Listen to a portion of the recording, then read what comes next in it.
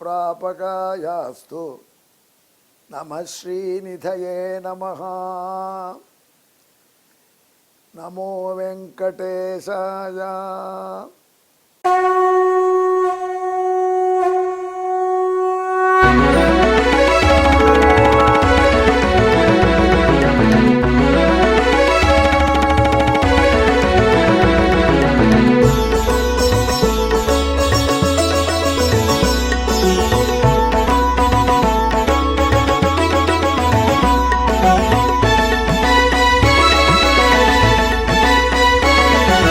सहस्रनामं सहस्रनामं श्रीवेङ्कटेश सहस्रनामं सहस्रनामं सहस्रनामं श्रीवेङ्कटेश सहस्रनामं।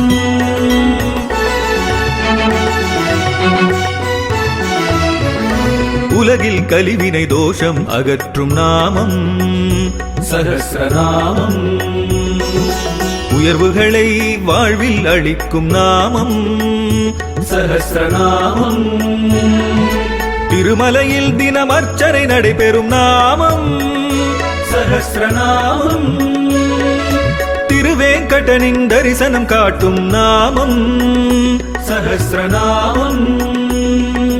सहस्रनामं सहस्रनामं श्रीवेङ्कटेश सहस्रनामं सहस्रनामं सहस्रनामं श्रीवेङ्कटेश सहस्रनामं। அன்பர்களே, இப்பொழுது நாம் ஸ்ரீ வெங்கடேச திவ்ய சகஸ்ரநாமத்திலே 149வது திருநாமத்தை சுவைக்கப் போகிறோம்.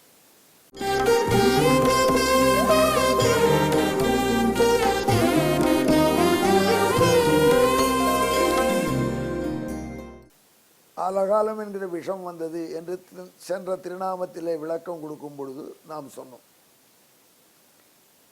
உடனே நமக்கு அந்த அமிர்தம் வந்த கதை ஞாபகத்துக்கு வருது.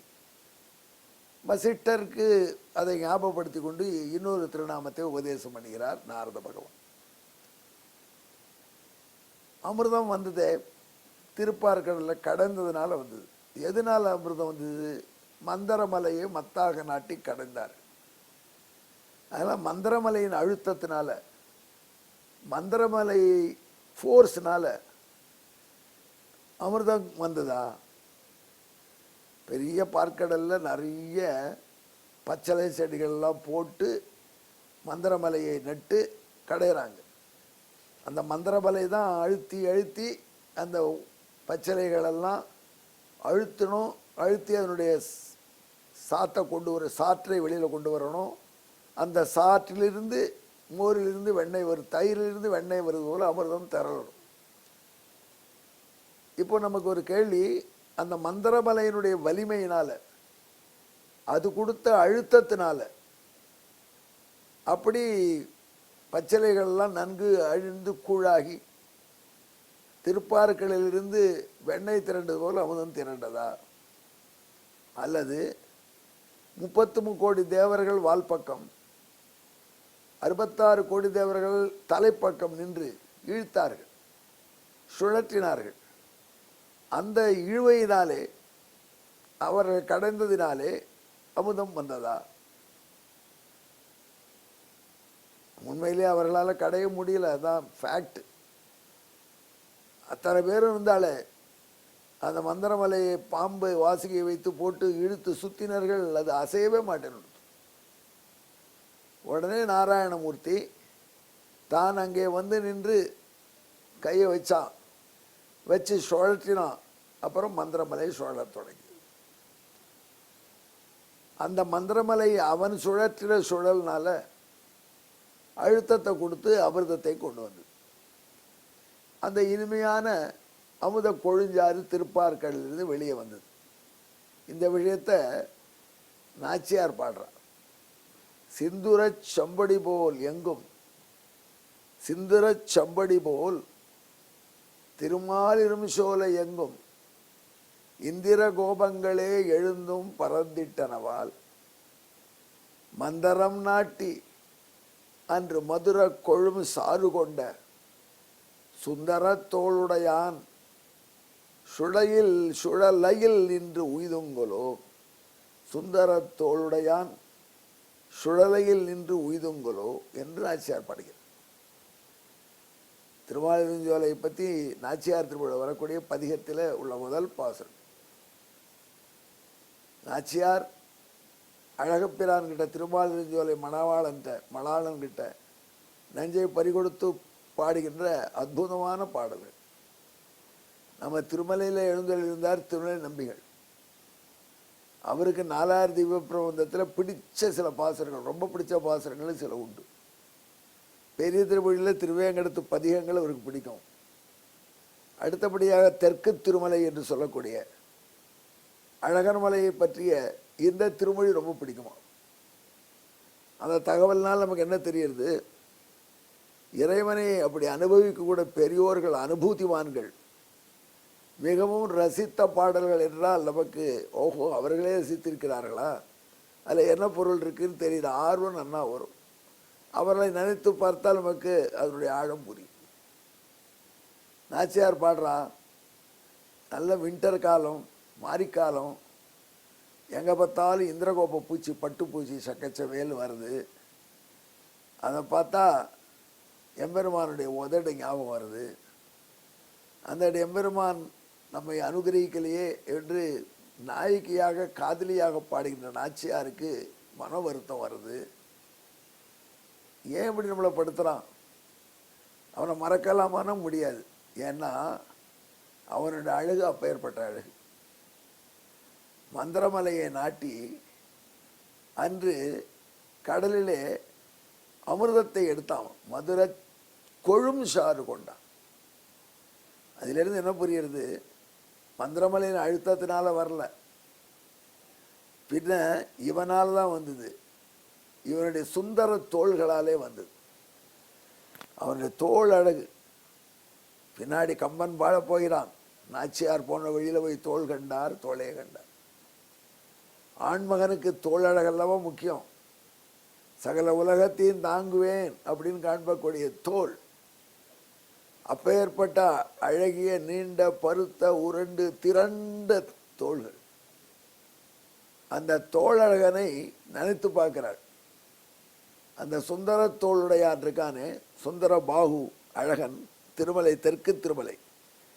எம்பெருமானை பற்றி ஆழ்வார்கள் பாடும் பொழுது திருமலை என்ற சொல்லை 2 மலைக்கு பயன்படுத்துவார்கள். ஒரு தெற்கிலே உள்ள அழகர் மலையும் திருமலைன்னு சொல்வார்கள், வடக்கிலே உள்ள திருவேங்கடத்தையும் திருமலைன்னு சொல்வார்கள். அப்படி இரண்டும், ஒன்று தெற்கு திருமலை, இன்னொன்று வடக்கு திருமலை. இப்போ நாம் வடக்கு திருமலையிலே கோயில் கொண்டிருக்கிற திருவேங்கடமுடையாருடைய திருநாமங்கள் 1000, அவைகளைத்தான் விரிவுரை பார்க்கிறோம். ஆனால் அவன் தெற்கு திருமலையில் உள்ள அழகரும் வேறு யாரும் அல்ல, ஒருவரே தான். அதனால்தான் சுவாமி வேதாந்த தேசிகன் தெற்கு திருமலை அழகரை பற்றி தனியாக ஸ்தோத்திரம் பண்ணலை. ஆனால் தன்னுடைய சங்கல்ப சூரியோதய நாடகத்திலே தெற்கு திருமலையை வர்ணிக்கும் பொழுது வடக்கு திருமலைக்கு தான் பாடிய தயாசதகத்திலிருந்து ஒரு ஸ்லோகத்தை அப்படியே காப்பி அண்ட் பேஸ்ட் பண்ணிட்டார். ஏன்னா 2 மலைக்குமே விஷாத்ரின்னு பெயர், விஷபகிரின்னு பேர், சிம்ஹாத்ரின்னு பேர். இது இங்கே தெற்கு இருக்கிற மலை, வடக்கு இருக்கிற மலை, அவ்வளோதான் வித்தியாசம். அப்படி தெற்கு திருமலையில் எழுந்தொழி இருக்கக்கூடிய எம்பெருமானுடைய தோள் பெரிய தோள், வலிமை மிகுந்த தோள், அழகு மிகுந்த தோள், மிடுக்கு மிகுந்த தோள், மிடுக்கு மிகுந்த தோள். அதனால கடையப்பட்டதுனால பார்க்கடல் அவதத்தை கொடுத்து. எனவே தான் அவனுக்கு மகாபாகு என்று பெயர். அப்படிப்பட்ட மகாபாகு ஆசிரித்தால் அவனே நமக்கு செக்யூரிட்டியாக வைத்து கொண்டால் நமக்கு ஏன் பயம்? ஆமாம், சீதாதேவி ராமனோடு காட்டுக்கு போகிறா. அங்கே சீதாதேவி எப்படி இருக்கான்னு சுமந்திரரை பார்த்து கௌசல்யாதேவி காட்டில் கொண்டு விட்டு வந்த டிரைவர்கிட்ட கேட்குறா. நான் அவர்கள் கங்கையை கடந்த பிற்பாடு உடனே திரும்பணும். திரும்பலை. அக்கறைக்கு போனார்களே, அங்கே எப்படி போவார்கள்? சீதை காட்ட பிந்து மிரண்டு சுமந்திரனை கூப்பிடுங்களே மறுபடியும், அவன் நம்மோட கூட வச்சுடணும் 14 வருஷமும் சொன்னான், எனக்கும் பணிவிடை செய்யறதுக்கு வாய்ப்பு கிடைக்கும் அப்படின்னு கங்கை கரையிலேயே இருந்தேன். அக்கறைக்கு போகிற அவளுடைய முகத்தில் உள்ள பாடி லாங்குவேஜெல்லாம் பார்க்கறதுக்கு வாய்ப்பாக உயர்ந்த இடத்துல நிற்கணும், ஒரு மரத்து மேலே ஏறி நின்றேன். பார்க்குறேன் சீதாதேவி போகிறா, ஆனந்தமாக போகிறா. எதிர்க்க ஒரு பயங்கரமான யானை வருது, தனி யானை. யானை மந்தையாக வந்தால் ப்ராப்ளம் இல்லை, தனி யானை தான் பயங்கரம்னுவா.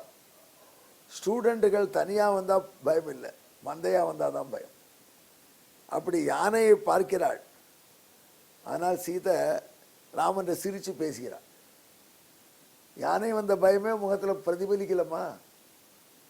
அட யானையாவது விடுங்கள், ராஜாங்கத்தில் அடிக்கடி பார்த்த மிருகம். சத்ருஞ்சயம்னு வீட்டிலே யானை இருக்குது. உருமிண்டு சிங்கம் வருது, அப்படி போகிறது சிங்கம்.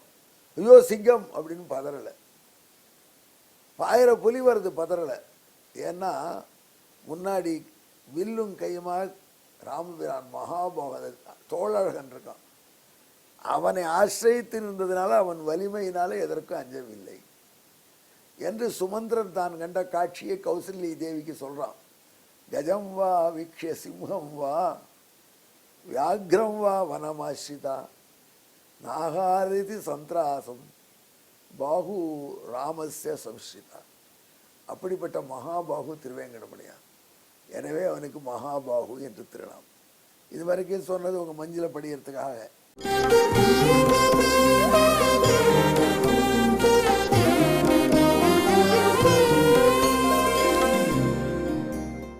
நாத்ரே சக்தியா மதனம் தத் பீயூஷம் பிரததௌ புரா பாகூநாமஸ்ய பலேனேதி மகாபாகுர் விஷாத்ரிராட். நானும் தேசிகன் போட்ட ஃபார்முலா போட்டு விஷாத்ரி தலைவன் போட்டிருக்கேன். விஷாத்ரி தலைவன் அழகரின்னு சொல்லும், திருவேங்கடமுடியான். இந்த 2 திருமலை எம்பெருமான்களை நினைத்து கொண்டு மகாபாகு என்ற நாமத்தை ஜெபியுங்கள், உங்களுக்கு அச்சமே இருக்காது. அச்சத்தை போக்கடிக்கக்கூடிய அழகிய சுந்தர தோழன் திருவேங்கடமுடையான். மகாபாகவே நமஹா. நமோ வெங்கடேசாய்.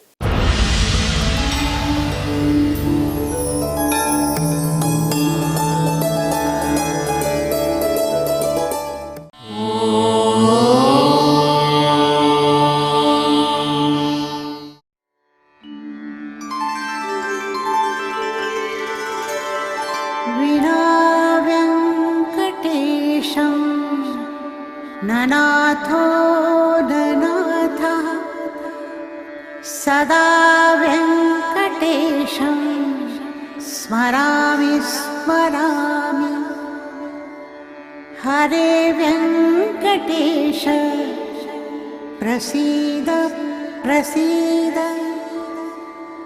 प्रियं वेङ्कटेश प्रयच्छ प्रयच्छ.